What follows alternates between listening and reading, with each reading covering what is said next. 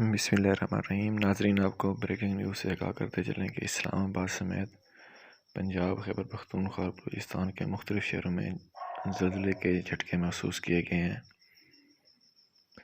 زلزلے کی جو شدت تھی وہ 6.8 ریکارڈ کی گئی ہے۔ اب تک کسی قسم کی جانی و مالی نقصان کی اطلاع موصول نہیں ہوئی ہے۔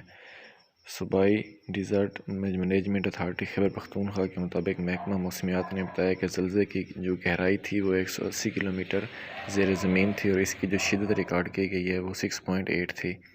محکمہ موسمیات کے مطابق زلزلہ پاکستانی وقت کے مطابق رات 9:47 پر آیا۔ زلزلے کا مرکز جو تھا وہ افغانستان میں ہندو کش کا خطہ تھا۔ زلزلے کے جھٹکے پاکستان کے علاوہ Turkmenistan, Bharat, Kazakhstan, Tajikistan, Uzbekistan, چین، افغانستان اور کرغزستان میں بھی محسوس کیے گئے۔